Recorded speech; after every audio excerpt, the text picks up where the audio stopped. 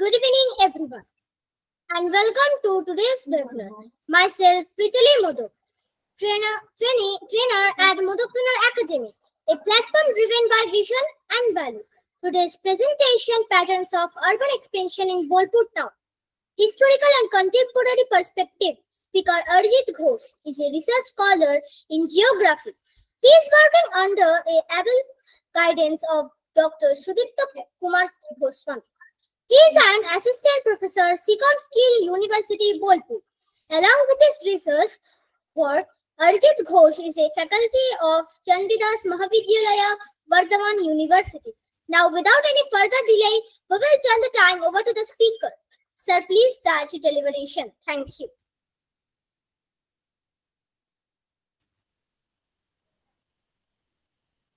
নমস্কার, আমি Arijit Ghosh, research scholar, Sikkim Skill university.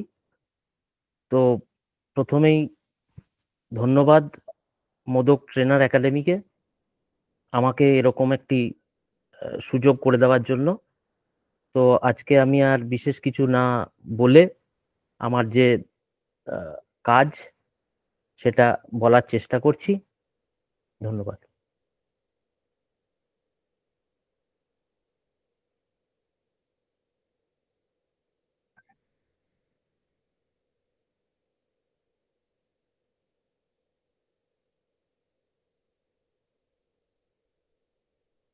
Hello, actually আমার স্ক্রিন শেয়ার করেছি, ওটা কি দেখা যাচ্ছে?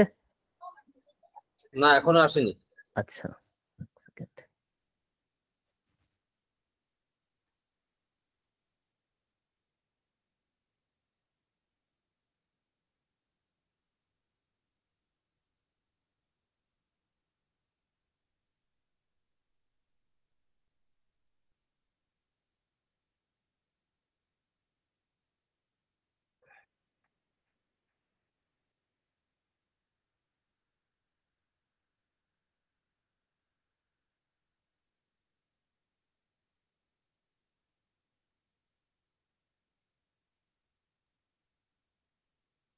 এক মিনিট।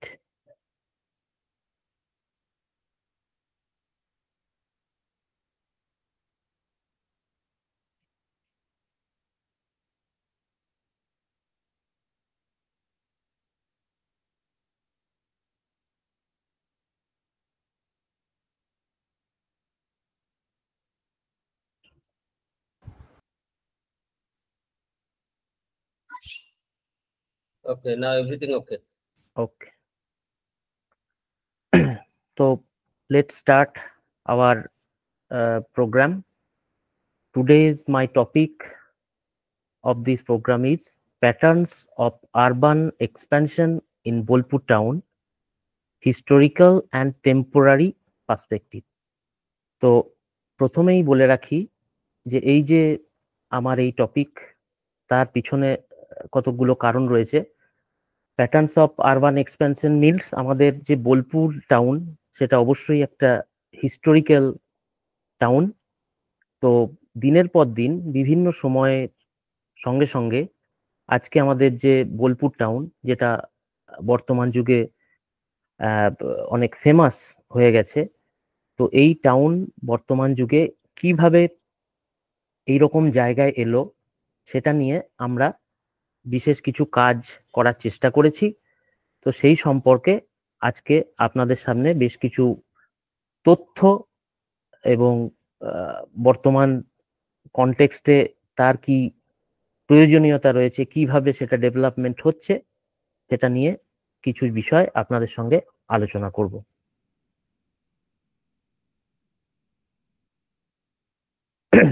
প্রথমেই বলি বোলপুর টাউন। তো Bolpur town, the Bolpur is a city and the municipality in Birbhum district in the state of West Bengal, India. It is the headquarters of the Bolpur subdivision, and Bolpur municipal area includes Santiniketon, Sriniketon, Mokorampur, Laik Bazar, Shurul, Muluk and Prantik. And now it also includes Goalpara. It includes 22 wards. the city is known as a cultural and educational hub of West Bengal. এবার আসা যাক যে আমাদের এই যে Bolpur town এত আমাদের প্রাণের শহর, আমাদের মনের শহর, এই শহর আজকের দিনে কিভাবে এই নামকরণ হলো, অর্থাৎ বোলপুর যে টাউন সেটা নামকরণ কিভাবে হলো সেটা আমরা বলার চেষ্টা করব। তো আমরা যদি দেখি তাহলে দেখতে পাবো বোলপুর ইটসেলফ একটা রুরাল টাউন বা রুরাল এরিয়া ছিল, যেটার কথা আমরা বিভিন্ন সময় বিভিন্নভাবে দেখেছি এবং 20th সেঞ্চুরির আগে থেকে এই টাউনের কথা বলা যায়। তো এই টাউনের নাম বোলপুর, সেটা আমরা জানি বিভিন্ন মাইথোলজিক্যাল এবং বিভিন্ন মাইথোলজিক্যাল মানে পৌরাণিক ঘটনা এবং বিভিন্ন জনশ্রুতি থেকে জানতে পারি যে এই বোলপুর টাউনের নামকরণ হয়েছিল বলিপুর থেকে, অর্থাৎ বলিপুর থেকে বোলপুর কথাটা এসেছে। তো এই বোলপুর কথাটা আমরা জানতে পারছি বিভিন্ন, অর্থাৎ মার্কেন্ডেয় পুরাণের কথা থেকে আমরা যদি দেখি তাহলে সেখানে জানবো যে একাদশ শতাব্দীর মানে খ্রিস্টীয় একাদশ শতাব্দীর এই সময়তে রাজা সুরত নামে একজন রাজা ছিলেন, যার প্রধান রাজধানী বা জায়গা ছিল সুপুর অঞ্চল।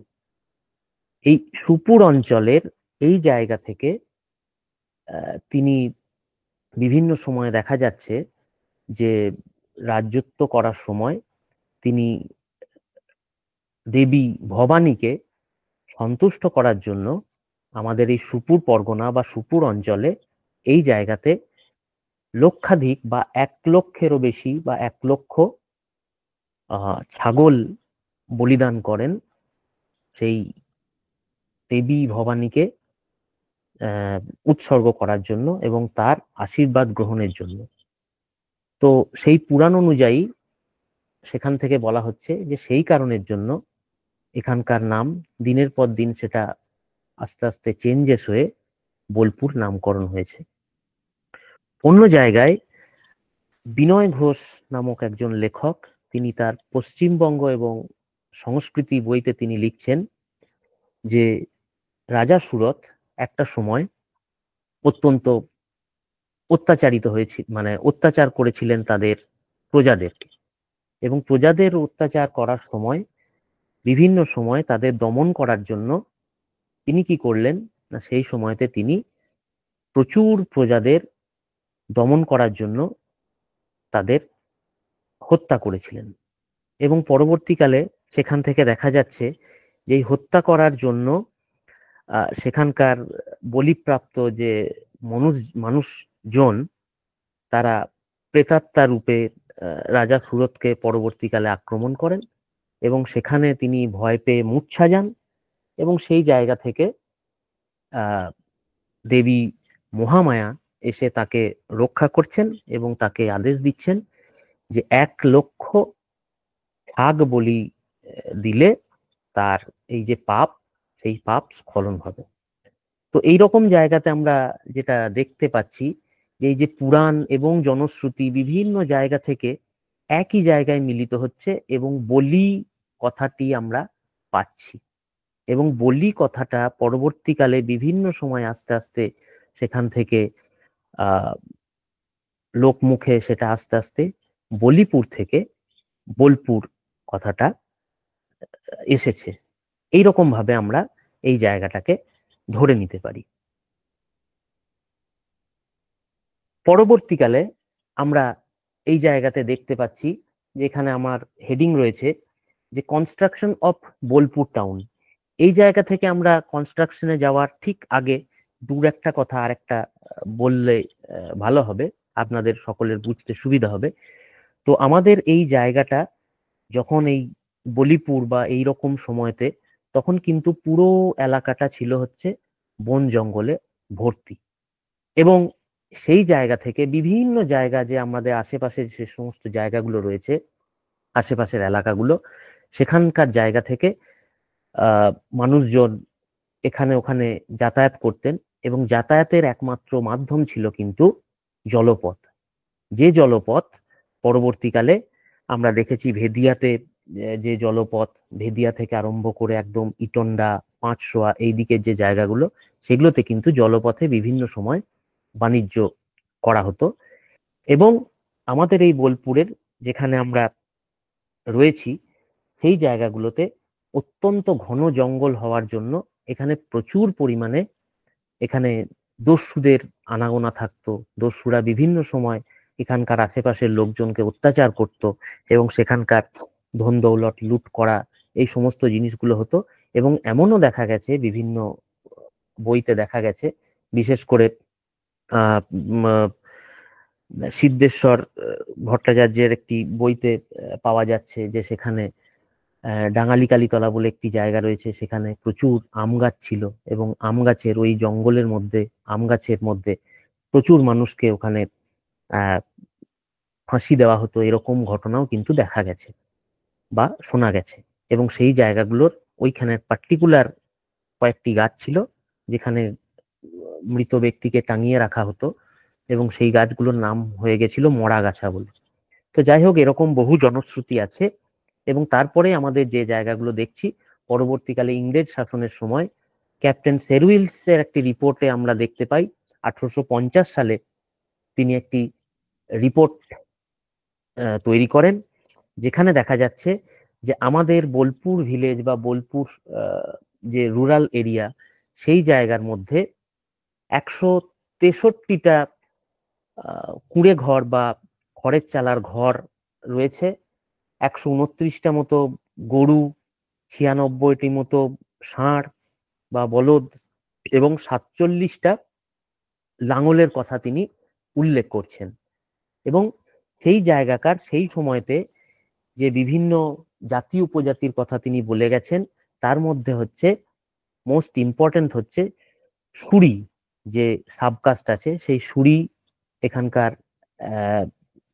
অধিবাসী বা প্রাচীন অধিবাসীদের মধ্যে অন্যতম। তারা এখানকার যে জায়গাগুলো ছিল বোলপুরের জায়গা আশেপাশে, তার মধ্যে হচ্ছে কালিকাপুর মৌজা, বাঁধগড়া মৌজা, মকরমপুর মৌজা, এই সমস্ত জায়গাগুলো সেখানে রয়েছে। এবং সেখানেও বেশ কিছু তিনি তথ্য দিয়েছেন, যেখানে কালিকাপুরের মধ্যে তিনি বলছেন 75টা মতো হাউস বা ঘর রয়েছে, বাঁধগড়াতে 79টি এবং মকরমপুরে 15টা মতো বাড়ি ঘরের তিনি সন্ধান পেয়েছেন। এবং তারপরে তিনি লক্ষ্য করছেন বা বলেছেন যে 1859 সালে আমাদের এখানে বা এই বোলপুরের বুক চিরে খানা সাঁইথিয়া যে রেলওয়ে ট্র্যাক, বর্তমানে যেটা একদম উত্তরবঙ্গের বিভিন্ন জায়গা দিয়ে বিভিন্ন উত্তর পূর্ব ভারতের সঙ্গে যোগাযোগ রক্ষা করেছে এই রেল লাইন, সেই রেল লাইন এখানে কিন্তু চালু হয় 3 অক্টোবর 1859 খ্রিস্টাব্দে। যদিও এই রেল লাইন তৈরির প্রথম সূচনা হয়েছিল 1850 খ্রিস্টাব্দে। এইরকম সময়তে দেখা যাচ্ছে যে যখন খানা এবং সাঁইথিয়া রেলওয়ে ট্র্যাক তৈরি হলো, অবভিয়াসলি বর্ধমান থেকে বা খানা থেকে বোলপুর আসার জন্য মাঝখানে রয়েছে ভেদিয়া, এবং ভেদিয়াতে রয়েছে অজয় নদীর। এই অজয় নদী কিন্তু একটা সময় এখানে ব্যবসা বাণিজ্যের জন্য নৌ চলাচল করত, এবং নৌ চলাচল করার জন্য যে জায়গা সেটা কিন্তু বন্ধ হয়ে যায় যখন ভেদিয়া ব্রিজ তৈরি হলো। এটাকে আমাদের বাংলাতে বা আমাদের এতে বলা হয় 32টা ছোট ছোট ফাঁক রয়েছে, সেই জন্য 32 ফোকর বলে এই ব্রিজটি তৈরি হয়। এবং সেই কারণের জন্য এখানে কিন্তু জাহাজ বা ছোট নৌকা বা বজরা এইগুলো কিন্তু যাতায়াতের অসুবিধা হতে লাগলো। এবং এই জায়গা থেকেই ইটন্ডা, ইলামবাজার, সুপুর, রায়পুর, মির্জাপুর, এই সমস্ত জায়গার যে বন্দর বা ব্যবসা বাণিজ্যের যে জায়গা, সেগুলো কিন্তু আস্তে আস্তে বন্ধ হতে লাগলো। এবং আশেপাশের যে অঞ্চল মির্জাপুর, রায়পুর, যাদবপুর, সিমাইত, বেলুটি, রয়ান, এই সমস্ত এলাকার লোকরা আস্তে আস্তে তখন আমাদের যে বোলপুর শহর, সেই বোলপুরের দিকে কিন্তু আস্তে আস্তে তারা এখানে এসে সেটেলমেন্ট স্থাপন করতে লাগলো, বা তারা ওখান থেকে মাইগ্রেট হয়ে বোলপুর শহরের দিকে আসতে থাকলো। এইরকম জায়গা থেকে আস্তে আস্তে কিন্তু বোলপুর শহর বা বোলপুর সেটেলমেন্টের সূচনার শুরু হলো। আমরা এখানে দেখতে পাচ্ছি যে 1851-52 সালে ক্যাপ্টেন সেরুইল যে বোলপুর ভিলেজের ম্যাপ তৈরি করেছিলেন সেটি দেখতে এরকম ধরনের। সেখানে কালিকাপুর, গয়েশপুর, সুরুল, মকরমপুর ইত্যাদি বিভিন্ন, শ্যামবাটি, মধুসূদনপুর এবং হোসেনগড়, এরকম বেশ কিছু জায়গা, আশেপাশের বেশ কিছু জায়গা নিয়ে বা মৌজা নিয়ে আমাদের এখানকার কিন্তু জায়গাগুলো দেখানো হয়েছে এবং কিছু বাড়ি ঘরের এখানে দেখানো হয়েছে। নেক্সট আমরা একটা জায়গা দেখতে পাচ্ছি এখানে, বেশ কতকগুলো পুরনো এবং তারপরে বর্তমান যুগের কয়েকটি ছবি, যেটা হচ্ছে বোলপুরের অন্যতম একটি স্যাগ্রেড প্লেস বা প্রাচীন একটি জায়গা, যে জায়গাটার নাম হচ্ছে ডাঙ্গালি কালীতলা। এই ডাঙ্গালি কালীতলার হিস্ট্রি সম্পর্কে বা ইতিহাস সম্পর্কে বলতে গেলে বলতে হয় এটি হচ্ছে বোলপুর স্টেশনের ঠিক পূর্ব প্রান্তে একটি জায়গা, ডাঙ্গালি কালীতলা, যে জায়গাতে আমি একটু আগে বললাম যে কতকগুলো জায়গা ছিল, অত্যন্ত ঘন জঙ্গলে ভরা ছিল, তার মধ্যে one of the most dense forest হচ্ছে এই ডাঙ্গালি কালীতলার আশেপাশে। এখানে কথিত আছে যে এখানে সেই সময়তে, অর্থাৎ পৌরাণিক সময়তে, এখানে প্রচুর দস্যু বা ডাকাত এখানে এসে লুটপাট করত এবং মা কালীর আরাধনা করত, এবং বিভিন্ন জনকে, বিভিন্ন মানুষকে অত্যাচার করার পর এবং শাস্তি প্রদানের জন্য তারা এখানে নিয়ে এসে এখানে বিভিন্ন গাছগুলোতে ফাঁসি দিত বা সেখানে তাদেরকে হত্যা করা হতো। এই রকম জায়গাতে থেকেই কিন্তু এই কালী বা মা কালীর আরাধনাতে তারা মত্ত থাকতেন।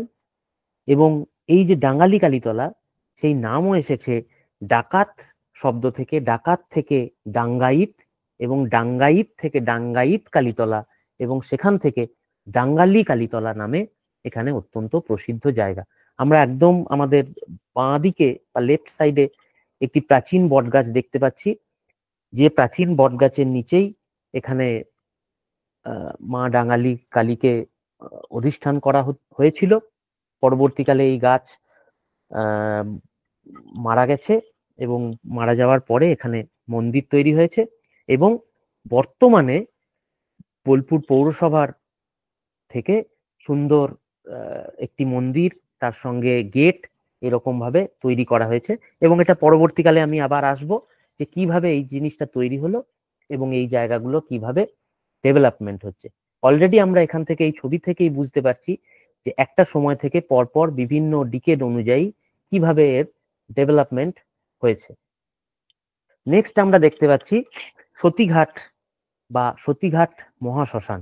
এটি বোলপুরের একদম পূর্ব প্রান্তে, মানে স্টেশন থেকে একদম যদি আমরা গয়েশপুর বা মুলুকের দিকে যাই, তো সেই জায়গা থেকে আমরা জানতে পারবো যে এখানে একটি শ্মশান ঘাট রয়েছে, যেখানে হিন্দু ধর্মের বিভিন্ন মানুষদের এখানে কৃতকার্য বা সৎকার্য করা হয়।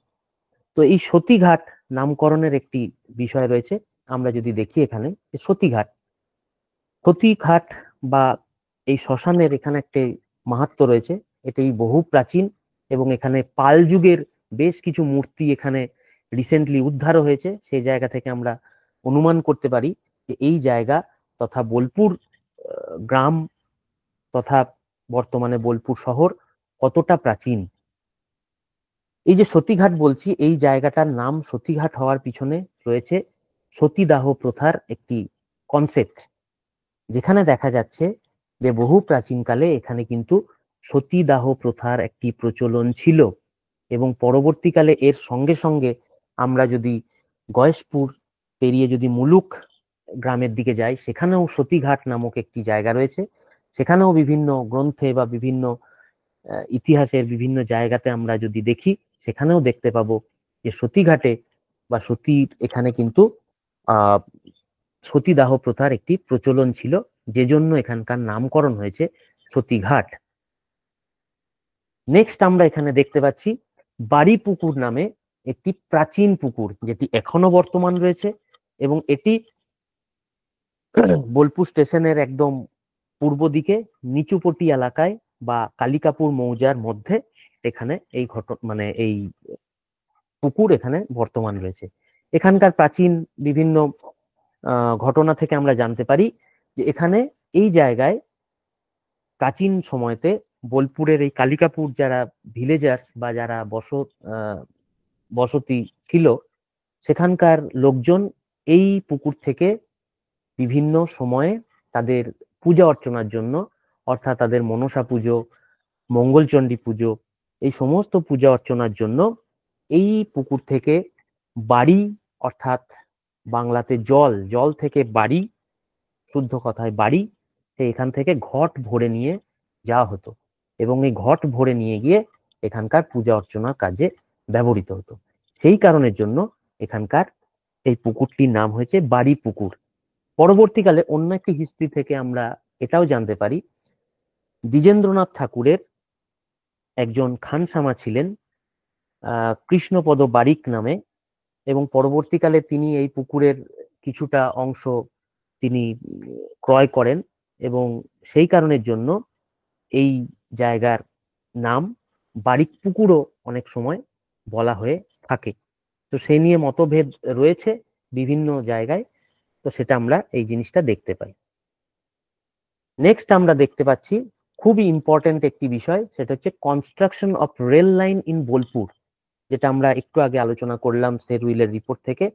খানা সাঁইথিয়া যে লুপ লাইন বা ট্র্যাক তৈরি হয়েছিল, শুরু হয়েছিল 1850 খ্রিস্টাব্দে এবং সেটি স্টার্ট হয়ে যায় 3 অক্টোবর 1859, এবং এখান থেকেই আস্তে আস্তে বোলপুর শহরের যে আজকের দিনের যে এত ফেমাস হয়ে যাওয়ার বা এত ইম্পর্টেন্স পাওয়ার একটা গুরুত্বপূর্ণ জায়গা কিন্তু এই জায়গা থেকে তৈরি হলো। এবং এখানে আমরা অলরেডি আলোচনা করেছি যে ভেদিয়ার রেল ব্রিজ এখানে তৈরি হওয়ার জন্য, এখানে 32 পুকুর তৈরি হওয়ার জন্য সেলিং বোটস বা বজরা বা পালতোলা জাহাজ সেগুলো কিন্তু বন্ধ হয়ে যায় এবং আস্তে আস্তে অজয়ের যে যাবতীয় যে আশেপাশের যে পোর্ট গুলো ছিল সেগুলো আস্তে আস্তে ডিস্ট্রয় হয়ে যায় এবং সেখানকার মানুষ কিন্তু ধীরে ধীরে বোলপুরের দিকে আসতে থাকে সেটেলমেন্টের জন্য। আমরা এখানে দুটো ছবি দেখতে পাচ্ছি, একদম প্রাচীন কালে যে রেলওয়ে ট্র্যাক ছিল সেখানকার একটি ছবি, এবং তার পরবর্তীকালে যে আমাদের রাইট সাইডের যে ছবিটা আমরা দেখতে পাচ্ছি সেটা মোটামুটি ভাবে আমাদের 90-এর দশকে একটি ছবি। এবং নেক্সট ছবিটা দেখেই আমরা বুঝতে পারবো যে রিসেন্ট টাইমের বোলপুর স্টেশনের কিভাবে ডেভেলপমেন্ট হয়েছে। এই পরপর বেশ কিছু স্ন্যাপশট দিয়ে আমি দেখানোর চেষ্টা করেছি যে সেকালের বোলপুরের চিত্র কিরকম ছিল এবং বর্তমানের কিভাবে আমরা দেখতে পাচ্ছি।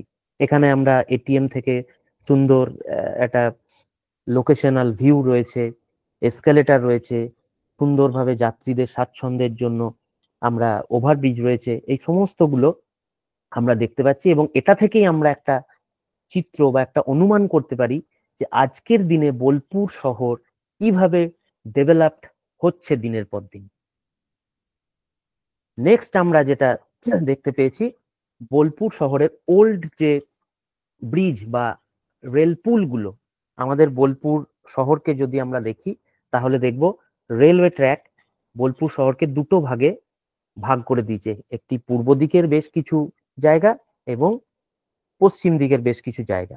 এটাকে বোলপুর শহরের অ্যাটলিস্ট মোটামুটি ভাবে মাঝ বরাবর রেলওয়ে ট্র্যাক চলে গেছে, যেখানে আমরা বাঁ দিকে দেখতে পাচ্ছি রেল পুল, যেটা বোলপুর স্টেশনের খুব কাছাকাছি রয়েছে, এবং সেখানে একটি দেখতে পাচ্ছি যে একটি আর্ক টাইপের একটা ব্রিজ, সেখানে অনলি এ সিঙ্গেল লাইন, অর্থাৎ পরবর্তীকালে 2006 সালে যখন বোলপুর শহরে ইলেকট্রিফিকেশন, রেলওয়ে ট্র্যাকের ইলেকট্রিফিকেশন হলো, তখন এই ব্রিজের আবার নতুন ভাবে সংস্করণ হয় এবং তার পাশে লালপুল নামে একটি পুল, যেটা এখানে দেখা যাচ্ছে পুরনো একটি ছবি।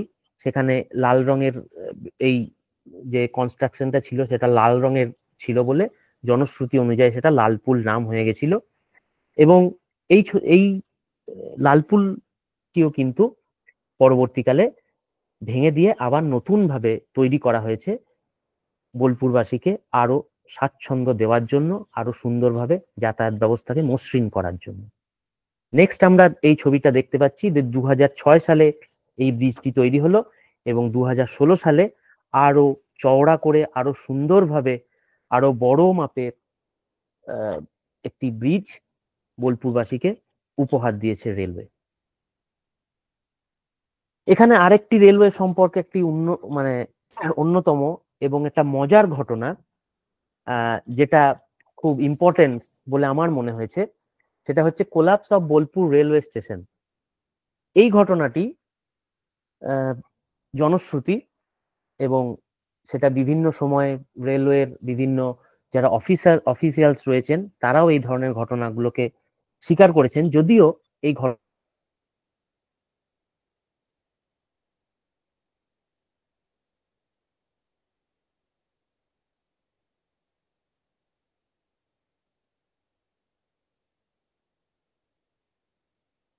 ওইভাবেই বলা আছে। তো যাই হোক, সেখানকার ঘটনাটা হচ্ছে যে 1910 সালে রেলওয়ে ট্র্যাকের ইয়েতে যখন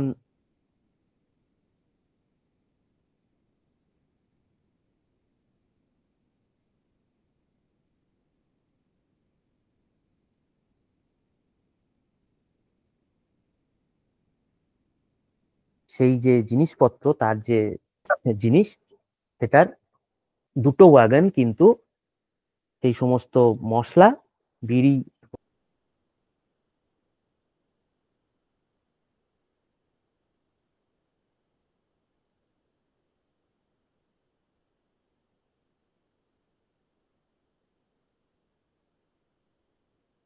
ডিক্রি পেয়ে যান এবং ডিক্রিতে এরকম তাকে রায় দেওয়া হয় ডিক্রিতে যে তিনি বোলপুর স্টেশন তিনি অ্যাকোয়ার করতে পারবেন। এবং সেই মতো অবস্থায় রামনারায়ণ ভকত তিনি লাল পতাকা দিয়ে বোলপুর স্টেশনটাকে তিনি কিন্তু অ্যাকোয়ার করলেন।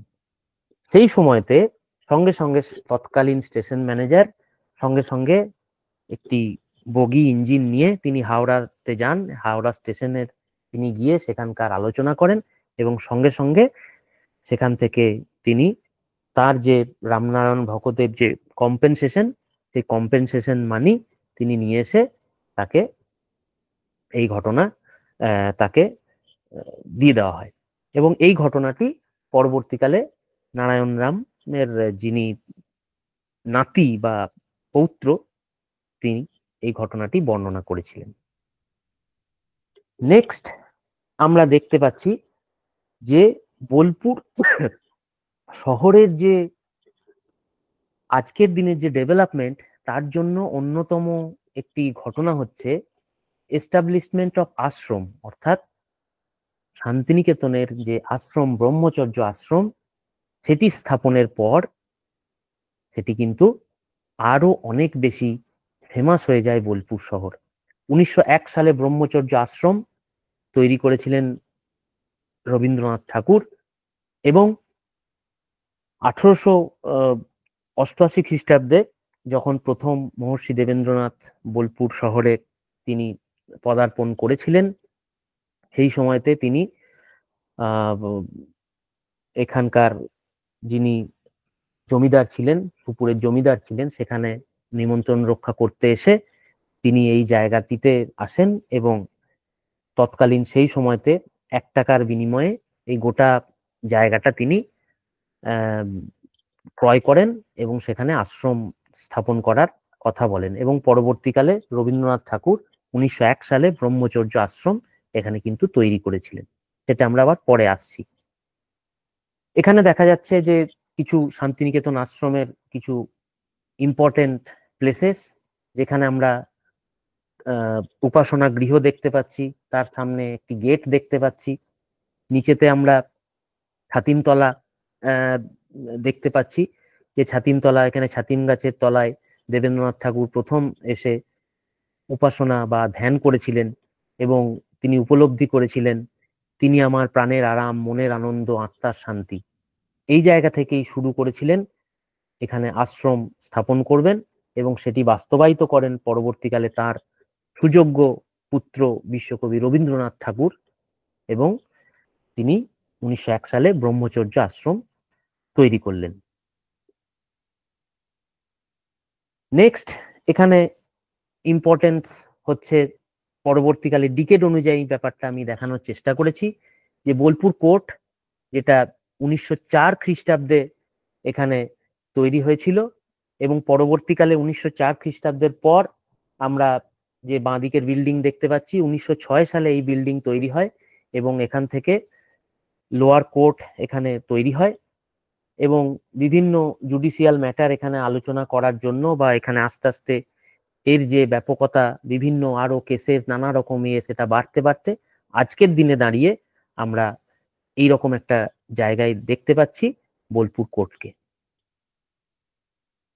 এরপর আরেকটি গুরুত্বপূর্ণ ভূমিকা, যে কোনো একটি শহর তৈরি হতে গেলে যেটার জন্য প্রথম দরকার সেটা হচ্ছে ট্রান্সপোর্টেশন। এটা খুব ইম্পর্টেন্ট একটা জিনিস এবং সেই জায়গাতে যখন প্রথম ভিলেজ বোলপুর ছিল বা গ্রাম বোলপুর, তখনও বিভিন্ন জায়গা থেকে যাওয়ার জন্য আমরা দেখতে পাই যে তখনকার রেলওয়ে ট্র্যাক যখন সবে সবে তৈরি হলো, অর্থাৎ 1859 খ্রিস্টাব্দে, এক জায়গা থেকে এক জায়গায় যাওয়ার জন্য বিভিন্ন সময়ে ঘোড়ার গাড়ি এবং গরুর গাড়ির প্রথা কিন্তু এখানে ছিল। এবং তার পরবর্তীকালে আমাদের বোলপুর শহরের ফেমাস একজন ব্যক্তি হংসেশ্বর রায়, তিনি একজন এমিনেন্ট পার্সন এবং এডুকেশনিস্ট হংসেশ্বর রায়, এবং তার পিতা অধরচন্দ্র রায়, তিনিও একজন বড় মাপের এডুকেশনিস্ট ছিলেন। তিনি প্রথম বোলপুরে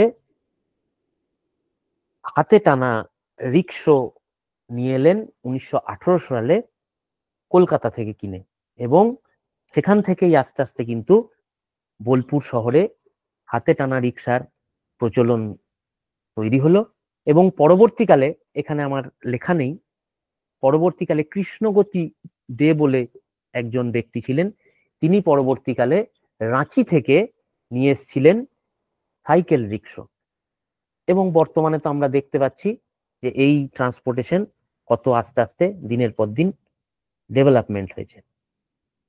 নেক্সট অন্যতম বিষয় হচ্ছে বাস সার্ভিস, বোলপুর শহরের আশেপাশের বাস সার্ভিস, এটা খুব গুরুত্বপূর্ণ। এবং এই ঘটনাটি ঘটেছিল 1923 সালে, প্রথম বাস সার্ভিস তৈরি হয়েছিল বা শুরু হয়েছিল 1923 সালে, এবং পরবর্তীকালে সেকেন্ড বাসটি শুরু করেছিল, তার যাত্রা শুরু করেছিল 1927 সালে, এবং এই বাসটি 1923 সালের যে বাসটি, সেটি যায় বোলপুর শহর থেকে ইলামবাজার অবধি। যে চৌপাহাড়ি জঙ্গল, অর্থাৎ যেটাকে আমরা ইলামবাজার জঙ্গল বলে জানি, সেই ইলামবাজার জঙ্গলের মধ্যে দিয়ে লাল ধুলো উড়িয়ে সেই বাস কিন্তু যেত ইলামবাজার থেকে, এবং ইলামবাজার থেকে আবার বাসটি বোলপুর শহরে বা বোলপুর গ্রামের দিকে ফিরে আসতো। এখানে কিন্তু দেখা যাচ্ছে যে আমি একটি পয়েন্ট করেছি, problems of bus service at that time. কিরকম বাস সার্ভিসের প্রবলেম হচ্ছে এই যে এত লাল ধুলো, যার জন্য একটি প্রচুর প্রবলেম অ্যারাইজ করেছিল, এবং অ্যারাইজ করার জন্য এখানে তো গুরুত্বপূর্ণ একটা ব্যাপার ছিলই, তার সঙ্গে যুক্ত হয়েছিল আনটাচেবিলিটি একটা প্রবলেম, অর্থাৎ যে বিভিন্ন ধর্মীয় মানুষদের সঙ্গে একই জায়গায় যাত্রা করার সময় তাদের মধ্যে যে বিভিন্ন সময় একজনের সঙ্গে একজনের জাতপাতের যে ব্যাপকতা, সেটা কিন্তু আমরা লক্ষ্য করেছি, এবং সেই কারণের জন্য একই বাসে এতজন বিভিন্ন ধর্মের মানুষ, বিভিন্ন জাতির মানুষ, তারা যে একসঙ্গে যাবে এটা মানুষ মেনে নিতে পারতো না। এই কারণের জন্য, এই টাচেবিলিটি প্রবলেমের জন্য মানুষ কিন্তু বাস সার্ভিস গ্রহণ করতে চাইতো না। যে জন্য বাস সার্ভিসের একটি পন্থা নিয়ে আসা হলো। কিরকম পন্থা? না, যারা যাবে তাদেরকে কিন্তু এট এ টাইম বিনা ভাড়ায় নিয়ে যাওয়ার সুযোগ করে দেওয়া হলো। একদিকে যখন এইরকম ব্যাপার তৈরি হলো, তখনও দেখা যাচ্ছে কিছু প্রবলেম তো থেকেই যায়, বা এখানেও প্রবলেম যে না, ওইভাবে যাওয়া যাবে না। এই কারণের জন্য কি হলো না, তখন বাসের এমন একটি ব্যবস্থা করলো যে যারা যাবে, যে সমস্ত ব্যক্তি ধূমপান করেন, তাদেরকে ফ্রি অফ কস্টে, শুধু মাত্র ফ্রি অফ কস্টে নিয়ে যাওয়ার ব্যাপারই হবে না, তাদের ফ্রি অফ কস্টে তাদেরকে তামাকও দেওয়া হবে। তো এইরকম একটা সমস্যার মুখে পড়ে বাস সার্ভিস কিন্তু আজকের দিনে চালু হয়েছিল, এবং সেটা কিভাবে ডেভেলপমেন্ট হচ্ছে সেটা নেক্সট স্লাইডে আমি দেখাচ্ছি। আজকের দিনে যে নিউ বাস স্ট্যান্ড হয়েছে বোলপুরে, জামবুনি নামক যে জায়গা, সেখানে কিন্তু বিরাট জায়গা জুড়ে বাস স্ট্যান্ড তৈরি হয়েছে, এবং এটি তৈরি হয়েছিল বা এখানে শুরু হয়েছিল 10ই জানুয়ারি 1989 খ্রিস্টাব্দে। এটি প্রাইভেট, এটি বাস সার্ভিসের জন্য এখানে তৈরি হয়েছে। পরবর্তীকালে 2016 সালে পাশেই যে জায়গা রয়েছে আমাদের বোলপুর সুরুতেশ্বরের কাছে, সেখানে কিন্তু বোলপুরের যে স্টেট বাসের ডিপো সেখানে তৈরি হয়েছে। এবং এর আগে বাস স্ট্যান্ড বলে সেরকম ভাবে কিছু ছিল না। সেই সময়তে 1989 সালের আগে আরোগ্য নিকেতন বলে একটি ওষুধের ফেমাস দোকান ছিল, বর্তমানে যেখানে বিভিন্ন শপিং মল তৈরি হয়েছে। সেই জায়গাতে বাস কিন্তু ওখানে যাতায়াতের জন্য ওখানে থাকতো, এবং সেখান থেকে বাস বিভিন্ন জায়গায়, অর্থাৎ বোলপুর থেকে সিউড়ি, বোলপুর থেকে নতুনহাট, বোলপুর থেকে ইলামবাজার হয়ে দুর্গাপুর, বোলপুর থেকে কিন্নাহার হয়ে বিভিন্ন বহরমপুর, কাটোয়া, এই সমস্ত জায়গার দিকে কিন্তু বাস সার্ভিস চালু ছিল। পরবর্তীকালে দেখছি এখনকার দিনে বিভিন্ন রকম যে বাস সার্ভিস আমরা দেখতে পাচ্ছি, ভলভো টাইপ বাস, এসি বাস, যেগুলো কিন্তু বোলপুর শহর থেকে বিভিন্ন জায়গায়, অর্থাৎ আসানসোল সাইডে, কলকাতা, উত্তরবঙ্গের বিভিন্ন জায়গায়, শিলিগুড়ি, এনজেপি, এই সমস্ত জায়গায় কিন্তু বাস সার্ভিস প্রোভাইড করা হচ্ছে। আমি এখানে দেখানোর চেষ্টা করছি বিভিন্ন শহরের সঙ্গে বোলপুরের যে কানেকশন। এখানে দেখতে পাচ্ছি যে বিভিন্ন রকম যে বোলপুরের যে বিভিন্ন গ্রামীণ এলাকা এবং বিভিন্ন শহরের সঙ্গে বোলপুরের যে কানেকশন, অর্থাৎ বাস সার্ভিসের মাধ্যমে যে কানেকশন, সেই জায়গাগুলো এখানে দেখানোর চেষ্টা করা হয়েছে। কতগুলো বাস এক একটা রুটে রয়েছে, কতটা ডিস্টেন্স কভার করছে, কতগুলো ট্রিপ কভার করছে। এই অনুযায়ী দেখা যাচ্ছে মোর অর লেস 205টা, অর্থাৎ 205 plus buses run every day. আর এখানে কি রয়েছে, 125টারও বেশি বাস রুট রয়েছে, যেটা বোলপুর শহরকে অন্যান্য বিভিন্ন শহর এবং বিভিন্ন গ্রামীণ এলাকার সঙ্গে কানেক্ট করার জন্য, যে জন্য আশেপাশের বিভিন্ন লোকজন এটা কিন্তু প্রচুরভাবে উপকৃত হয়েছে। আমরা দেখতে পাচ্ছি আশেপাশের যে এলাকা, বোলপুরের আশেপাশে বাসাপাড়া, বঙ্গছত্র, ইলামবাজার, খুজুটিপাড়া, সিয়ান, এই সমস্ত এলাকাগুলোর সঙ্গে কিন্তু যুক্ত রয়েছে। আবার অন্যদিকে সিউড়ি, বহরমপুর, রামপুরহাট, বর্ধমান, আসানসোল, রাঁচি, এই সমস্ত জায়গাগুলোর সঙ্গেও কিন্তু যুক্ত হয়েছে। এখানে আমি একটি ফ্লো চার্টের মাধ্যমে দেখানোর চেষ্টা করেছি যে বোলপুর শহরে কিভাবে বিভিন্ন জায়গা থেকে বাস এসে বোলপুর শহরের জনসংখ্যাকে বা বোলপুর ডেভেলপমেন্টকে আরো উন্নত করার চেষ্টা করছে।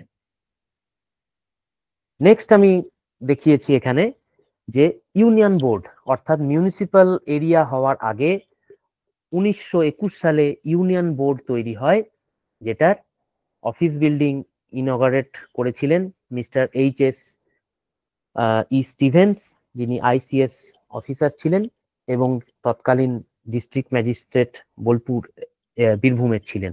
এবং 4 এপ্রিল 1928 সালের বিভিন্ন মেম্বার, মিস্টার হাটি,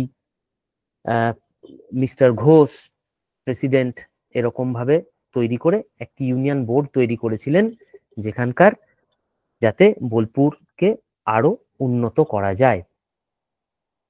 এখানে আমি দেখতে পাচ্ছি যে 1925-26 সালে বোলপুর শহর বা বোলপুর যে সেটেলমেন্ট এরিয়া সেটা কিরকম জায়গাতে ছিল। তো সেই জায়গাতেও এখানে দেখা যাচ্ছে মাঝখান দিয়ে বোলপুর শহরের রেল লাইন চলে গেছে এবং রেল লাইনের দুপাশে বোলপুর শহরটা রয়েছে। আমরা এখানে ফরমেশন দেখতে পাচ্ছি যে মিউনিসিপাল এরিয়া তৈরি হয় মোটামুটি ভাবে 1932 সালের যে নোটিফিকেশন তৈরি হয় সেই নোটিফিকেশন অনুযায়ী 1950 সালে 11 জন nominated member, government nominated member থেকে আমাদের বোলপুর পৌরসভা তৈরি হয়। এটি বোলপুর শহরের একটি পৌরসভার একটি ছবি। নেক্সট হচ্ছে 1995 থেকে 2009 অবধি বোলপুর শহর কিরকম ভাবে ছিল। সেখানে তখন আমরা দেখতে পাচ্ছি যে 18টা ওয়ার্ড নিয়ে 95 থেকে 2000 ম্যাপ দেখাচ্ছে। নেক্সট 2015 থেকে 2020 অবধি সেখানে দেখা যাচ্ছে যে এই ডেলিমিয়েশনটা 18 থেকে 20 অবধি হয়েছে, অর্থাৎ দুটো ওয়ার্ড আরো সংযোজন হয়েছে। অর্থাৎ এখানকার পপুলেশন এবং সেটেলমেন্ট আগের থেকে আস্তে আস্তে বাড়তে থাকছে। নেক্সট এটা বর্তমান বা প্রেজেন্ট স্ট্যাটাস অনুযায়ী আমাদের বোলপুর মিউনিসিপাল এরিয়ার একটি ম্যাপ, যেখানে ওয়ার্ড 20 থেকে বেড়ে 22টা হয়েছে, অর্থাৎ আরো দুটো ওয়ার্ড বেড়েছে। এক্সপ্যানশন কিভাবে হয়েছিল? 1952 থেকে ফার্স্ট ইলেকশন বোর্ড এখানে তৈরি হয়েছিল, তখন 12টা ওয়ার্ড। সেকেন্ডে 1961 থেকে 12 থেকে 14টা, তারপর 1995 14 থেকে 18, 2010-এ 18 থেকে 19টা হয়েছে, 15 সালে 19 থেকে 20টা এবং 21 সালে 20 থেকে 22টা হয়েছে। এরপর আমরা পপুলেশন ডেটা যদি দেখি 1951 থেকে 11, এখানে আমরা দেখতে পাবো যে কিভাবে গ্র্যাজুয়ালি এখানকার ইনক্রিজ করছে পপুলেশন। 1951 সালে 15,000, তারপর 23,000, 30,000, 38,000, 52,000, 65,000 এবং 80,000, এবং বর্তমানে সেই সংখ্যা আরো ছাড়িয়েছে। সেটা এক্সপেক্টেড পপুলেশনে আমি নেক্সট টাইম এখানে দেখানোর চেষ্টা করেছি। এই জায়গাতে গ্রাফের মাধ্যমে আমি দেখানোর চেষ্টা করেছি 1951 থেকে 2023 অব্দি পপুলেশন কিভাবে গ্র্যাজুয়ালি ইনক্রিজ করছে। যদিও 2011 পর্যন্ত ডেটা পাওয়া গেছে এবং পরবর্তীকালে 21 থেকে 23 এটা কিছুটা 2023-এর এটা এক্সপেক্টেড ডেটা, বা এখন মোটামুটি ভাবে কিরকম হয়েছে সেরকম একটা এক্সপেক্টেড পপুলেশন এখানে পাওয়া গেছে। পপুলেশন ডেনসিটি, অর্থাৎ 1951 সালে কিভাবে ডেনসিটি ছিল, এবং দেখতে পাচ্ছি আমরা যে ডেনসিটির যে ডেটাটা আমরা আগে দেখেছি সেখান থেকে আমরা দেখতে পাচ্ছি যে কিভাবে তার ডেনসিটি অর্থাৎ বোলপুরের পপুলেশন কিভাবে বেড়েছে এবং জায়গা অনুপাতে ডেনসিটি কিভাবে বাড়ছে। এই জায়গাতে পাই ডায়াগ্রামে দেখানোর চেষ্টা করেছি 2011 সালে ডিস্ট্রিবিউশন অফ পপুলেশন। বিভিন্ন ওয়ার্ড আমরা একদম উপরের দিকে দেখতে পাচ্ছি 7551, নেক্সট 3903, এইভাবে পরপর 18টা যে ওয়ার্ড, যেটা বিভিন্ন ওয়ার্ডের কিভাবে পপুলেশন রয়েছে। নেক্সট আমরা 2011 সালের পার্সেন্টেজ অনুযায়ী এখানে দেখানোর চেষ্টা করেছি, এবং সেখান থেকে একদম 1 নাম্বার ওয়ার্ডের 7% এবং আপ টু দেখা যাচ্ছে এখানে 9 নাম্বার ওয়ার্ডে সেখানে সব থেকে পপুলেশন কম, অনলি 2%, এবং সব থেকে বেশি 14 নাম্বার ওয়ার্ড, যেখানে 9% পপুলেশন আমরা দেখতে পাচ্ছি। এরপর আমরা এডুকেশনাল ইনস্টিটিউট নিয়ে যদি আমরা দেখি তাহলে দেখব যে 1950 সালে বিভিন্ন 6 থেকে 7টা মতো আনপেড স্কুল ছিল, 20টা মতো প্রাইমারি স্কুল এবং 39টা মতো নাইট স্কুল ছিল। তো সেই জায়গা থেকে আমরা দেখতে পাবো যে বর্তমান যুগেও কতগুলো স্কুল রয়েছে, এবং সেই আমলেও যে এডুকেশনের এত বেশি প্রচার ছিল, ব্যাপকতা ছিল, সেটা এখান থেকে আমরা দেখতে পাই। এই জায়গাতে আমরা দেখতে পাচ্ছি বিভিন্ন বিষয়গুলো, যেখানে বোলপুর স্কুলের কথা বলা হচ্ছে। 1878 সালে এই বোলপুর স্কুল এখানে তৈরি হয়েছিল, এবং এই বোলপুর স্কুল হাই স্কুল তৈরি হয়েছিল যাদের সান্নিধ্যে তারা হলেন অধরচন্দ্র রায়, কান্তিভূষণ সরকার, এবং এই জায়গাটা সুরুল এবং বোলপুরের মাঝামাঝি একটি জায়গাতে তৈরি হয়েছিল এবং 1902 সালে এটা আগুনে ভস্মীভূত হয়ে যায় এবং পরবর্তীকালে আবার সেটা এখানে বর্তমান যেখানে রয়েছে সেখানেই এস্টাবলিশড হয় এবং সেই কারণের জন্যই এটা কিন্তু 1878 সালই লেখা রয়েছে। পরবর্তীকালে 1901 সালে ব্রহ্মচর্য আশ্রম, যেখানে রবীন্দ্রনাথ ঠাকুর 5 জন ছাত্র নিয়ে, ইনক্লুডিং তার জ্যেষ্ঠ পুত্র রথীন্দ্রনাথ ঠাকুর, তিনিও ছাত্র ছিলেন, এবং সেখানে এই ব্রহ্মচর্য আশ্রম শান্তিনিকেতনে তৈরি করেন। নেক্সট শিক্ষাছত্র, সেটিও বিশ্বভারতীর একটি অংশ, যেটি শ্রীনিকেতনে রবীন্দ্রনাথ ঠাকুর পরবর্তীকালে 1924 সালে রুরাল পিপল বা আশেপাশের যে সমস্ত খেটে খাওয়া মানুষজনদের জন্য পড়াশোনার জন্য এখানে তিনি শিক্ষাছত্র তৈরি করেন। 1930 সালে বোলপুর শহরে বোলপুর বালিকা বিদ্যালয় বা বোলপুর গার্লস স্কুল তৈরি হয়, যেটি পরবর্তীকালে ডেভেলপমেন্ট হয়েছিল 1940 সালে। এটা প্রথম দিকে ত্রিশুলাপট্টিতে তৈরি হওয়ার পরে এটি বর্তমানে দেবেন্দ্রগঞ্জে এটি প্রতিষ্ঠিত হয়। বিশ্বভারতী ক্যাম্পাস আমরা দেখতে পাচ্ছি ছবিটা, 1951 সালে Visva Bharati as a central university, central সেটাকে টেক অফ করেন এবং সেটা আজকের দিনে সেন্ট্রাল ইউনিভার্সিটি হিসাবে প্রতিষ্ঠিত হয়েছে।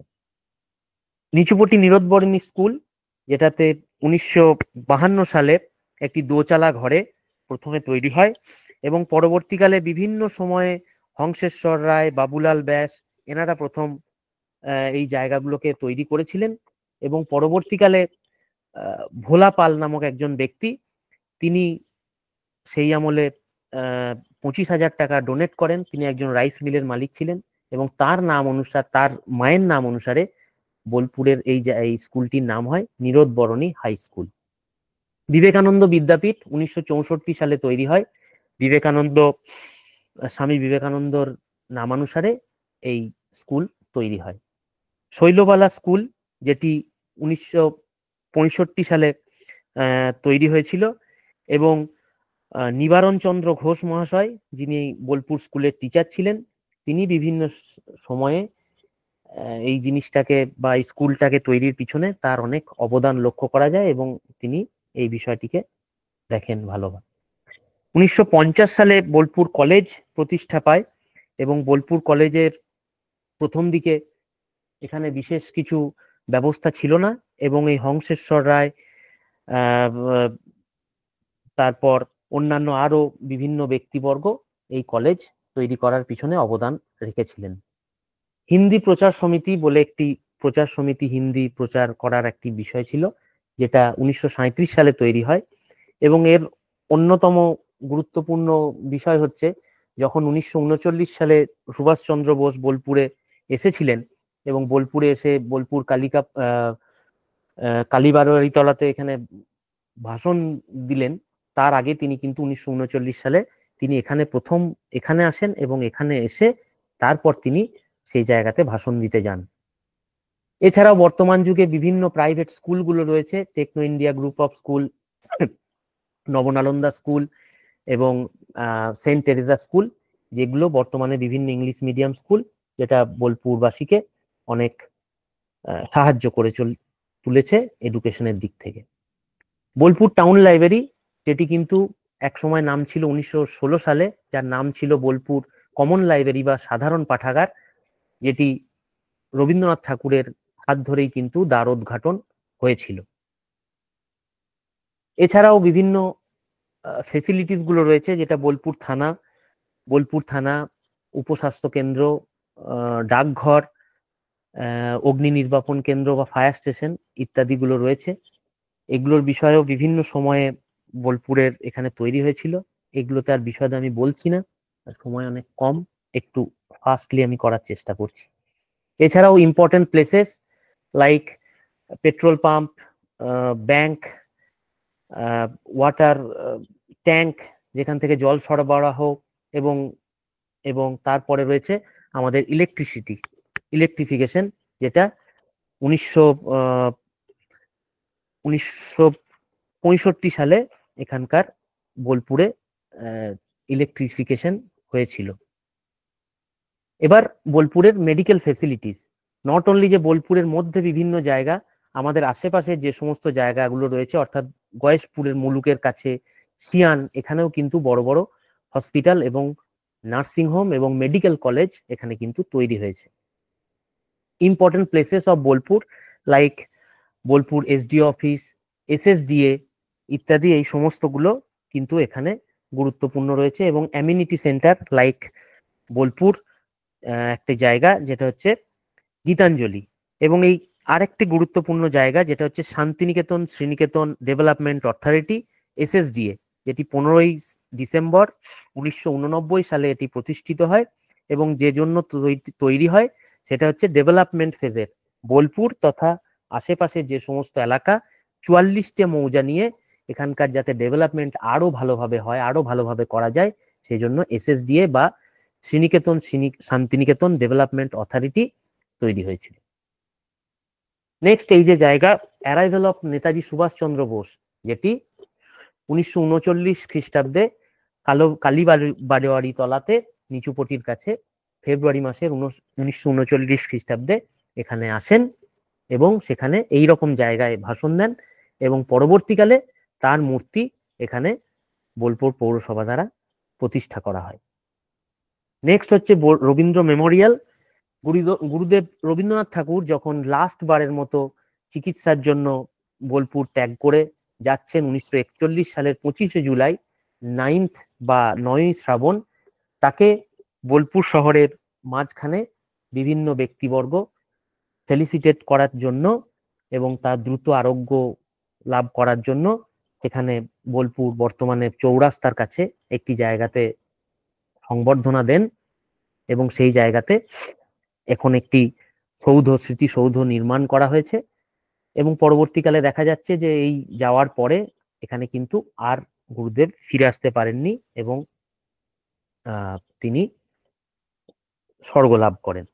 পরবর্তীকালে চিরন্তনী বোলপুর স্টেশনের পাশেই একটি প্রদর্শনী কেন্দ্র তৈরি করেছিলেন, যেখানে রেলওয়ে তৈরি করেছে।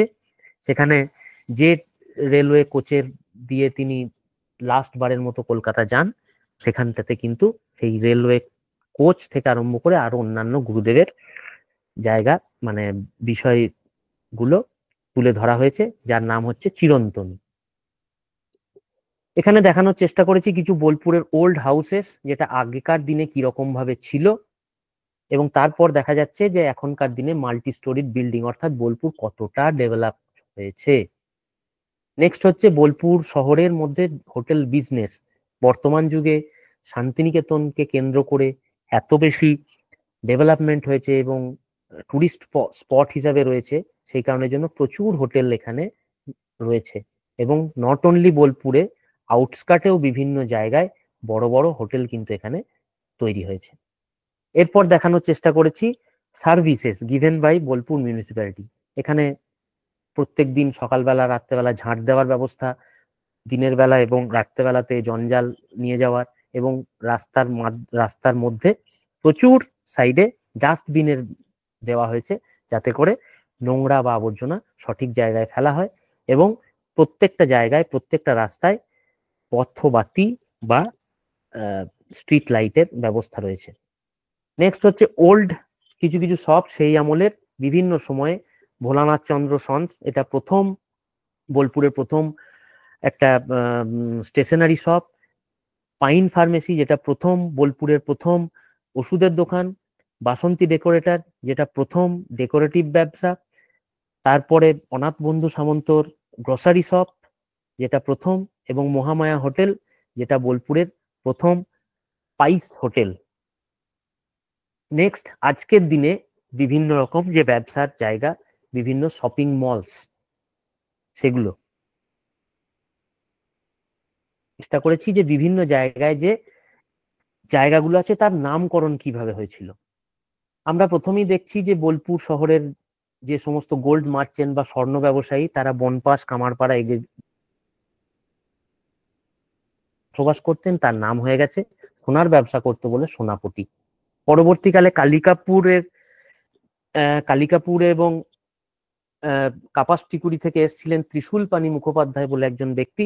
তিনি কালিকাপুরের কাছেই একটি পুষ্করিণী বা একটি পন্ড কাটিয়েছিলেন, যে জায়গার নাম হয়েছিল ওই জায়গার নাম হচ্ছে ত্রিশূলা পুকুর, এবং সেই জায়গার বর্তমানে নাম হয়ে গেছে ত্রিশূলা পট্টি। পরবর্তীকালে আমরা দেখেছি যে সেই রাজা সুরতের আমলের সময় থেকে যে বহু ছাগল বলিদান করা হয়েছিল, এবং যেখানে বলিদান করার জন্য তাদেরকে চান করানো হয়েছিল বা সিক্ত করানো হয়েছিল, সেই জায়গাটার নাম হচ্ছে, এবং যেখানে বেঁধে রাখা হয়েছিল যে পুকুরের ধারে, সেই জায়গার নাম হচ্ছে, আমরা যে পুকুর, সেই পুকুরকে আমরা কথাতে বলি হচ্ছে গড়, এবং যে জায়গাতে বেঁধে রাখা হয়েছিল সেটা বাঁধা, অর্থাৎ সেই জায়গার নাম অনুসারে হয়েছে বাঁধগোড়া, অর্থাৎ সেখানে ছাগকে বেঁধে রাখা হয়েছিল বলে বাঁধগোড়া। এবং এছাড়াও হচ্ছে নেতাজি রোড নামকরণ হয়েছে, যেখানে নেতাজি সুভাষচন্দ্র বোস এসে ভাষণ দিয়েছিলেন, সেই জন্য নেতাজি রোড।